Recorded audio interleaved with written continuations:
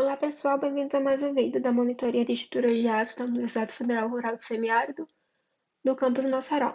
Bem, no vídeo de hoje eu vou comentar, uma questão da lista de vocês, que é a mesma questão que é aquele exercício proposto, o último do capítulo 3 do nosso livro PFAIO, que é o nosso livro-texto. Bem, vamos para a questão. Uma chapa de ligação recebe uma carga inclinada de 120 kN. Os conectores são parafusos A325 em ligação por atrito, diâmetro D igual a 1,27 milímetros, com espaçamentos padronizados mostrados na figura. Calcular o número de parafusos necessários por fila vertical e também determinar a espessura mínima da chapa para que a pressão de apoio não seja determinante. Então, vamos lá. Aqui nesse caso, a gente analisando, a gente vê que essa força, a linha de ação dela, ela passa distante do centro de rotação de giração da peça, que esse centro também ele vai coincidir com o CG dos parafusos, Então, essa força aqui de corte, essa força ela está gerando corte, nesses parafusos, mas também, por ser uma ligação excêntrica por corte, ela vai gerar um momento, e esse momento vai gerar uma solicitação de corte adicional. Enquanto essa força pontual, ela pode ser distribuída igualmente entre os parafusos, ou seja, cada parafuso vai receber uma parcela igual dessa força, a força cortante resultante do momento que, essa excentricidade ela vai causar, ela não vai ser distribuída igualmente nos parafusos. Ela vai depender, da distância em relação ao CG da distribuição de parafusos aqui. Então, esse parafuso vai ser mais esse parafuso, esse e esse vão ser mais solicitados do que esse, ou seja, os parafusos de extremidades, aqueles mais distantes do meu CG, eles vão ser mais solicitados. Então, o primeiro passo seria nós dividirmos essa força, colocarmos ela no eixo X e eixo Y, Então, aqui, a gente dividiu elas em relação aos eixos principais, X e Y, e daí a gente observa que a excentricidade da força vertical é 20 centímetros e a excentricidade da força horizontal é 5,715 centímetros. Então, como é que a gente sabe essa distância? A gente sabe que o nosso CG ele vai estar localizado aqui, nesse meio, dessa distribuição aqui de 8 parafusos, ok? Então, a gente sabe que essa distância aqui, é padronizada sendo igual a 3D, e esse nosso D é 1,27 centímetros. Então, fazendo as contas, a gente vai ter isso. Então, essa distância aqui, 3,71, mais a metade dessa, dá justamente 5,715 centímetros, Então, a gente vem para cá e a gente agora vai pegar essa força e transladar para cá. Quando a gente translada essa força para cá, a gente também tem que contabilizar o momento, Esse momento ele vai ser justamente a força vertical vezes a excentricidade e a força horizontal vezes a excentricidade, Então, aqui a gente vai ter esse momento aqui. Lembrando que esse momento é para essa combinação de forças de 8 parafusos, Então, vamos lá. Então, a gente sabe que a nossa, lá pela teoria que tem lá no PFAIO, capítulo 3, a gente sabe que cada parafuso ele vai estar submetido a uma força cortante dada por essa expressão, onde aqui é o momento em questão, o somatório de todos os R's, ou seja, todos esses R's aqui, essas distâncias do centroide ao parafuso, então a gente vai calcular tudo isso, e depois vai somar, E aqui é a distância do parafuso em questão, no caso Y, a distância vertical, e aqui no caso X, a distância horizontal. Gente, por favor, ignorem esse A aqui, tá? Não existe esse A. Ok. E lembrando que esse aqui é válido para cada conector. E daí a gente tem as considerações, que o centro de giração, como já falei, ele coincide com o CG dos parafusos e estão localizados a meia altura da peça, Porque isso é uma característica de quando a gente tem ligação por atrito né, com parafuso de alta resistência. É uma característica. E também os parafusos mais solicitados são aqueles parafusos de extremidades. Essas são as considerações que a gente vai adotar. Para isso, a gente precisa calcular a resistência de corte de um parafuso. Então, é aquela formulazinha. Então, a gente vai substituir aqui a área bruta do fuso de um parafuso, tensão de ruptura de um parafuso, na resistência de ruptura de um parafuso. Nosso gama alfa 2, que é na tabela 1.7. Na tabela 1.7 do capítulo 1, a gente vai ter essa resistência aqui.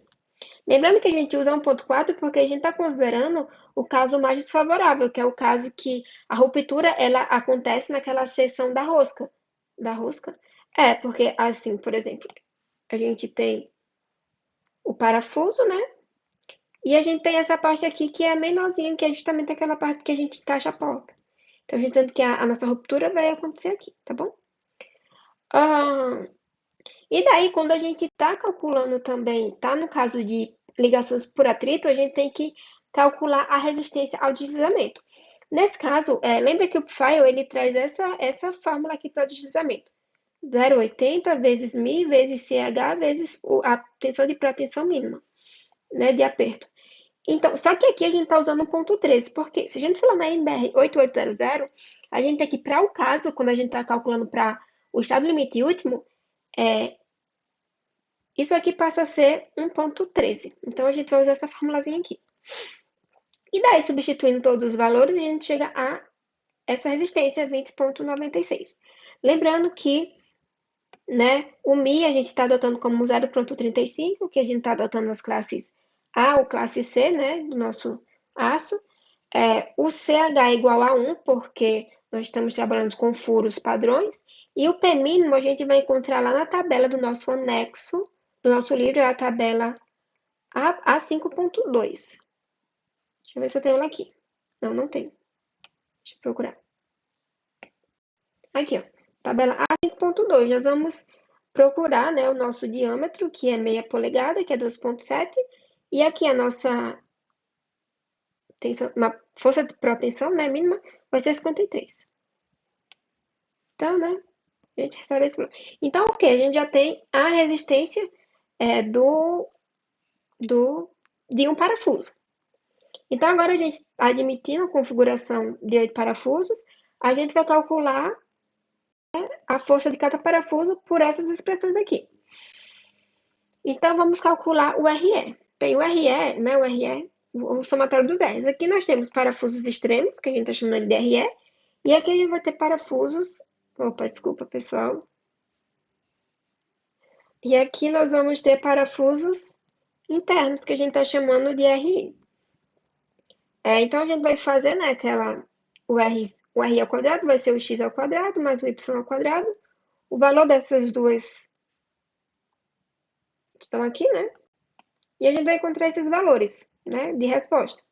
Só que o que acontece? Nós temos 4 parafusos externos e também temos 4 parafusos internos. Então, a gente vai somar, ou seja, a gente vai ter 4 RIs e vamos ter 4 RS. Né? Então, somando, né, tudo isso, a gente vai ter o nosso somatório dos R's ao quadrado. Então, para parafusos extremos, né, que são os mais solicitados, eles estão distantes 3,943 centímetros nessa direção, e nessa direção eles estão distantes 5,17. Então, a gente vai usar essa para encontrar o FI. É importante ressaltar, a nossa tensão vertical, né, direta, de corte, vai ser, a gente tem 8 parafusos, então como a gente tem 8 parafusos, vai ser 96 dividido por 8, porque se divide igualmente entre os valorzinhos. No caso, a gente vai ter 72, que é a horizontal, então vai ter 72 dividido por 8, né? A gente vai ter esse valor, e daí a gente vai substituir. O momento, né, a gente já encontrou quando a gente calculou aqui. Então, a gente vai botar esse momento dividido por r ao quadrado vezes o nosso y, né, que a gente já tem aqui. Então, a gente vai encontrar esse valor, mesma coisa para o x. Então, a gente vai querer a força total, que é inclinada, então a gente faz, né, fxy ao quadrado mais fy ao quadrado, tirar a raiz disso tudo, a gente encontra essa força aqui, que é muito maior do que a nossa resistência de projeto, né? De um parafuso, que é 31,04. Eu tenho o valor errado aqui, mas tudo bem. 31,04. E também maior do que a nossa outra resistência, que é 20,96. Ou seja, ele não atende os critérios de segurança. Então, o que a gente vai fazer? A gente vai aumentar o número de parafusos. Então, a gente vai aumentar para 10, 12, 14, 16, até a gente chegar a 24 parafusos.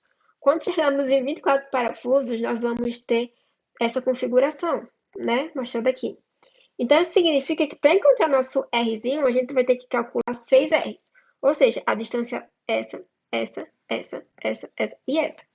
Bem, para fazer isso, né? É interessante a gente usar a tabela para a gente não errar, ou senão a gente até mesmo usar o Excel, né? Já que é exercício.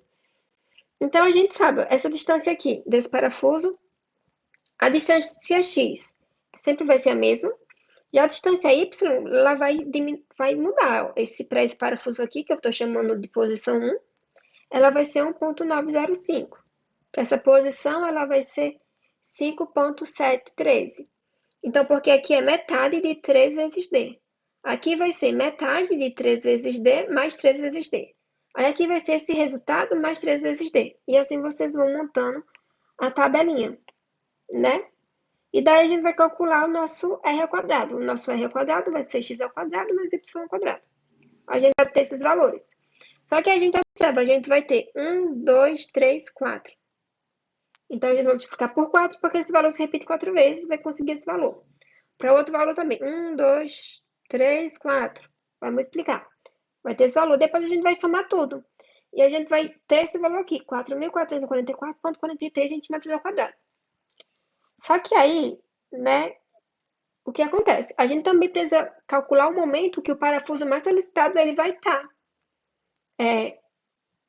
Como é que é? Ele vai estar sujeito, certo? O que acontece? Dessa configuração aqui, né, deixa implícito que a nossa força ela vai estar aplicada sempre no parafuso mais extremo. Então, só que agora o nosso parafuso extremo ele passou a ser esse aqui, que é uma distância bem maior. Essa distância ela é 20,95. Então, a gente vai calcular nosso momento como 72, né, vezes nosso momento. Vai ser nosso momento. Vai ser 72 vezes 20,95, mais o momento causado pela força vertical, que vai ser 96 vezes 20 centímetros, que vai ser igual a esse valor aqui, 3.428,8. E daí, a gente tem que recalcular o valor que cada conector ele vai ter tá sujeito devido apenas às forças pontuais. No caso, como a gente tem 24 parafusos agora, a gente vai pegar 72 e vai dividir por 24, e também 96 e vai dividir por 24, certo? E essa aqui vai ser nosso fx, nosso y, que não é fx, é fh e fv, ok? Então, a gente vai colocar nosso fh 3 kN. E daí a gente vai substituir do mesmo jeito que a gente fez para essa configuração, né?